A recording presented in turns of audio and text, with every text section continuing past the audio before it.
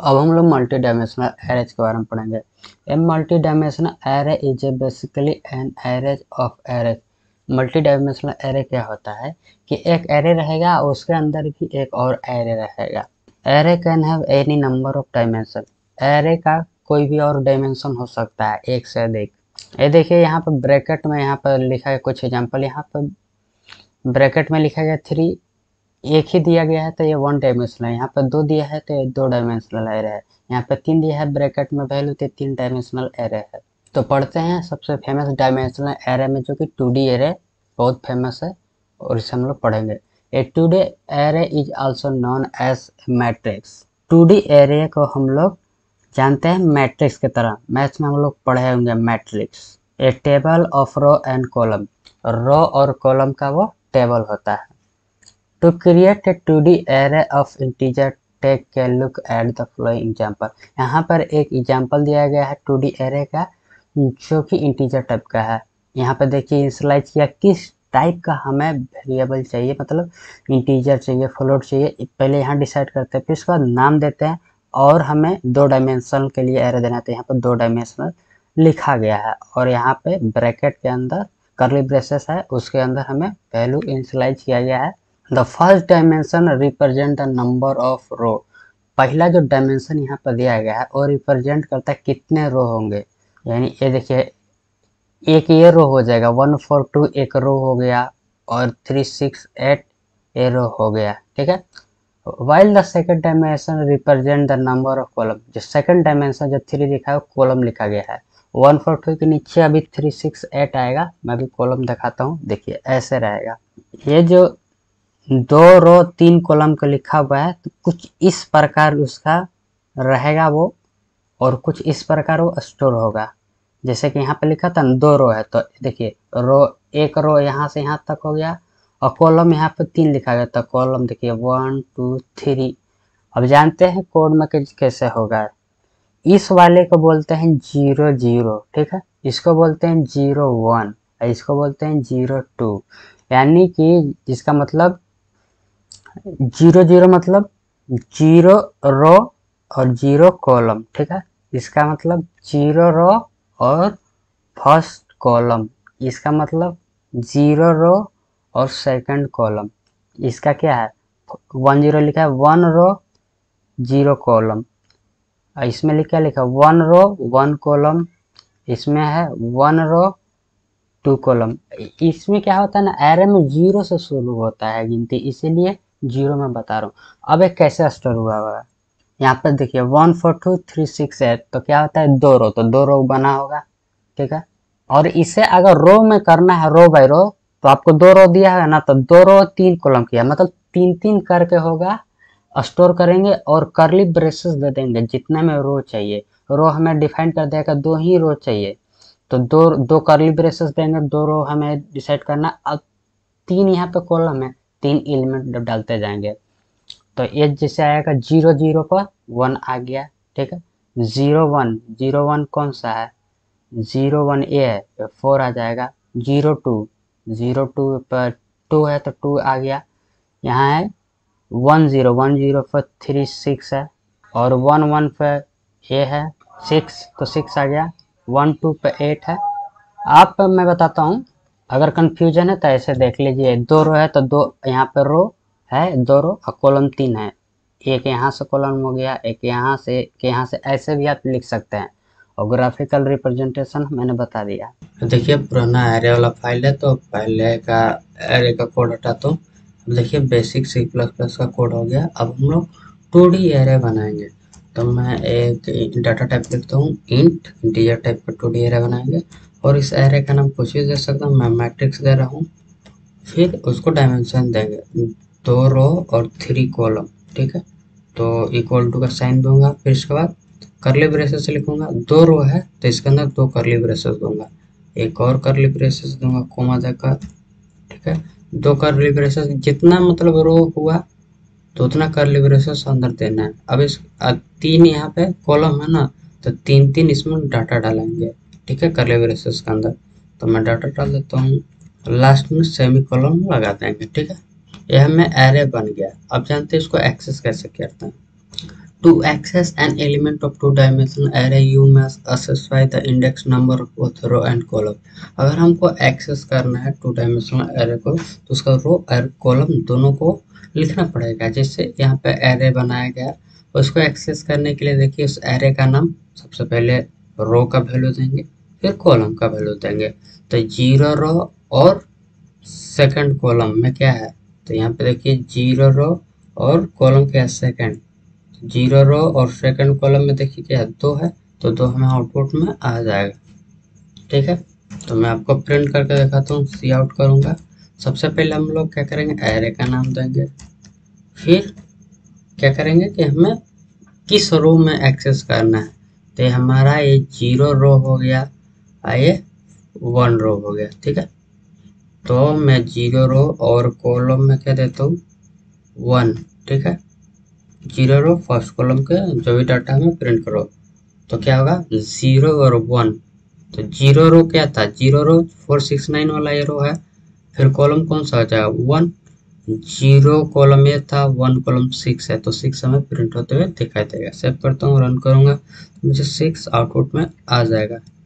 इसके जगह मैं 1 कॉलम 1 कर दूंगा ना, तो 1 कॉलम ए हो जाएगा और 1 क्या है 0 1 मतलब 12 हो जाएगा। 0 पर 8 है, 1 पे 12 है। ऐसे से एक एक कर सारे को एक्सेस कर सकते हैं। ठीक है, अभी देखिए 1 इंडेक्स पर हमें 12 दिख रहा है। अगर इसका जगह कोई भी हमें अपडेट करना रहा है तो वो भी कर सकते हैं। जैसे कि सबसे पहले इस एरे का नाम पकड़ेंगे, ठीक है, फिर क्या करेंगे और किस इंडेक्स पर हमें चेंज करना है, जिस भी इंडेक्स पर हमें चेंज करना है उसके रो और कॉलम को लिखना है। जैसे मुझे फर्स्ट इंडेक्स पर फर्स्ट रो और फर्स्ट कॉलम के इंडेक्स पर मुझे चेंज करना है। अभी 12 था ना, तो उसके जगह 20 कर दो और यहाँ लास्ट में इंडेंट लगा देता हूँ, क्योंकि प्रिंट करूँगा तो अलग लाइन में आएगा। फिर इसके बाद अगर मैं फिर से इसी लाइन को मैं कॉपी कर कर प्रिंट करूँगा तो मुझे क्या दिखेगा, 12 की जगह में 20 आउटपुट आएगा। देखिए 20 हमें आउटपुट आ गया, पहले 12 आया, जब अपडेट हुआ तो 20 हमें आउटपुट में आ गया। अगर मुझे सभी को एक बार प्रिंट करना है तो क्या करूँ, इससे हटाता हूँ, तो 2 वेरिएबल बनाऊंगा, इंट एक आई नाम का एक जे नाम का। ठीक है, फिर इसके बाद फॉर लूप लगाऊंगा और आई पहले ही इनिशियलाइज कर दिया हूँ, तो यहाँ पे इंट लिखने का आवश्यकता नहीं है। और पहला फॉर लूप क्या होगा, रो के साइज पर डिपेंड करेगा। ठीक है, आई लेस देन कहाँ पे कंडीशन लगाना है, तो फर्स्ट जो कि रो है, रो का वैल्यू कितना 2 है, तो 2 लिखूंगा। फिर फॉर लूप के अंदर एक और फॉर लूप लिखूंगा, ये इनर फॉर लूप हो गया। और जे भी पहले से इनिशियलाइज कर दिया हूँ, तो इस वैल्यू का नाम जे दे दूंगा। और फिर इसका कहाँ तक चलाना है, मतलब एक बताना रहता ना कंडीशन, इस कंडीशन तक चलाना है। तो सेकंड वाला क्या है, कॉलम पर डिपेंड करेगा, जो कि कॉलम है 3 दे दूंगा। फिर उसके बाद मैं जे प्लस प्लस करूँगा। ठीक है, अब मैं इसको हटाता हूँ, ये कोड लिखा हुआ है, और प्रिंट करूँगा, सी आउट करूँगा। फिर उसके बाद इस एरे का नाम लिखेंगे, एरे का नाम, और पहले रो लिखते हैं। रो किस पे डिपेंड करेगा, ये आई पे डिपेंड करेगा, आई के इंडेक्स पर। ठीक है, तो आई दे दूंगा। और फिर कॉलम के लिए लिखूंगा, कॉलम किस पर डिपेंड करेगा, जे, तो जे यहाँ पे दे दूंगा। आई जे फिर से प्रिंट हो जाएगा, दोनों रो और कॉलम को प्रिंट करेगा, और लास्ट में इन एल कर दूंगा। ठीक है, फिर मैं सेव करूंगा और रन करूंगा तो सारे मुझे डाटा मिलेगा, 4 6 9 8 12 15। ये कोड को मैं थोड़ा डिटेल में आपको समझाता हूँ कैसे काम किया। देखिए इसमें समझ लेना कि यही मेन कोड था। ठीक है, और उसका आउटपुट है, तो समझते हैं कैसे कैसे काम किया। यहाँ पर तो आपको एरे बना है, 2 वेरिएबल आई और जे इनिशियलाइज कर दिए। अब यहाँ फॉर लूप में समझना है। ये फॉर लूप जब चला, जो आउटर फॉर लूप था, इससे पहले हम लोग for loop nested for loop के बारे में पढ़े थे ना, कि फॉर लूप के अंदर फॉर लूप वही वाला कॉन्सेप्ट यहाँ पे यूज हुआ है। तो सबसे पहले आई इक्वल टू 0 हुआ। ठीक है, फिर यहाँ पे चेक करेगा आई लेस देन 2 है, यानी आई अभी हमारा शुरुआत में क्या 0, क्या 0 लेस देन 2 है, कंडीशन चेक करेगा, हाँ 2 है, कंडीशन ट्रू है। ठीक है, ये आई हमें डिपेंड कर रहा है किसके, रो के वैल्यू पर, और जे डिपेंड कर रहा है कॉलम के वैल्यू पर। यहाँ पर कंडीशन ट्रू हो गया ना, 0 लेस देन 2, तो इनर में आ जाएगा, मतलब इसके अंदर के कोड को चलेगा, फॉर लूप के वो अंदर आएगा। फिर यहाँ पे जे इक्वल टू 0 इनिशलाइज होगा, जे जो कि यहाँ पे वेरिएबल बनाए थे, जे यहाँ पे 0 इनिशलाइज हो जाएगा, ठीक है। जे में 0 जा चुका।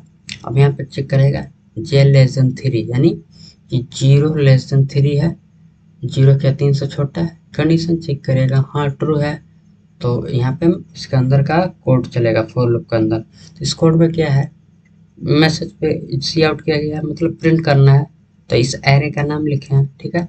फिर आई लिखा गया, आई यहाँ पे आई अभी में क्या था 0, तो 0, ठीक है। जे अभी क्या है 0, तो 0 0 0 0 इंडेक्स पर क्या है 0 0 इंडेक्स पर 4 है, ठीक है, तो 4 आ जाएगा।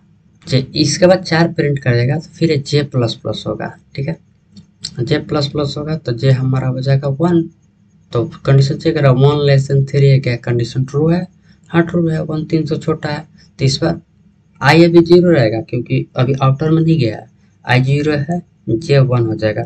0 1 इंडेक्स पर क्या है 0 रो, और 1 इंडेक्स पर क्या है 0 और 1, 1 इंडेक्स पर 6 है, तो 6 प्रिंट हो जाएगा।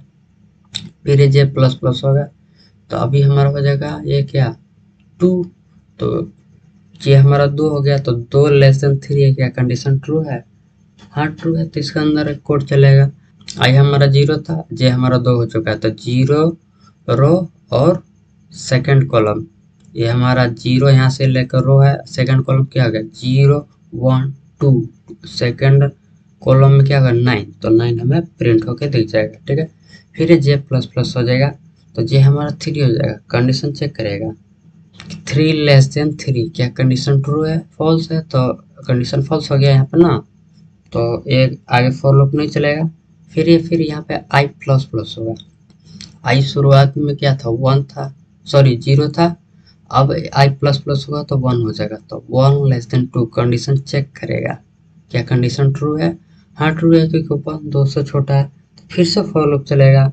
फिर जे फिर से 0 से इनिशियलाइज होगा, फिर यहाँ पे जे हमें अभी हमारा 0 है, तो 0 लेस देन 3, कंडीशन चेक करेगा क्या कंडीशन ट्रू है, हाँ ट्रू है, तो इसके अंदर का कोड चलेगा। तो इस एरे का नाम अभी आई हमारा 1 है, तो 1, और फिर जे हमारा 0 है, तो 1 0 इंडेक्स पर क्या है 0 रो था ना, 1 रो हो गया, ठीक है। तो यहाँ पे क्या लिखा 1 रो, तो 1 रो में जाएंगे, और जे हमारा 0 है, तो 0 कॉलम, 0 कॉलम क्या है यही हो गया 8 ना, तो 8 में प्रिंट होकर दिखाई देगा, ठीक है। फिर ये जे प्लस प्लस होगा, जब जे प्लस प्लस होगा तो अभी जे हमारा 1 हो जाएगा, तो यहाँ पे कंडीशन चेक करेगा क्या 1 लेस देन 3 है, हाँ कंडीशन ट्रू, तो इसके अंदर का कोड चलेगा, तभी हमारा क्या हो जाएगा इंडेक्स हो जाएगा 1 1 1 1 पे क्या हो गया 0 और 1 रो हो गया, और 1 कॉलम ना 0 और 1 1 कॉलम क्या है 12, तो 12 प्रिंट होकर दिखेगा। फिर जे प्लस प्लस होगा, ठीक है, तो इस बार जे हमारा 2 हो जाएगा, तो 2 लेस देन 3, कंडीशन चेक करेगा क्या कंडीशन ट्रू है, हाँ ट्रू है, तो फिर से एक और चलेगा, तो आई हमारा 1 है, और फिर जे हमारा 2 है, तो 1 रो और सेकंड कॉलम, तो 1 रो सेकंड कॉलम 15 है, तो 15 प्रिंट हो जाएगा। फिर जे प्लस प्लस हो जाए, तो अभी जे हमारा 3 हो जाएगा, कंडीशन चेक करेगा कि 3 लेस देन 3 है, कंडीशन फॉल्स है, कोड नहीं चलेगा। फिर यहाँ जाएगा आई प्लस प्लस हो जाएगा, आई हमारा क्या था 1 था ना, तब 2 हो जाएगा, तो यहाँ कंडीशन चेक करेगा 2 लेस देन 2 है, कंडीशन फॉल्स क्योंकि 2 से छोटा नहीं है, ठीक है। तो इसके बाद फॉर लूप नहीं चलेगा, तब तक इसके अंदर का सारा कोड चल जाएगा, ठीक है। अगर रही 3D अरे रहता ना, तो एक और फॉर लूप बढ़ जाता, एक लूप के अंदर फॉर लूप के अंदर फॉर लूप के अंदर एक और लूप आ जाता, ठीक है।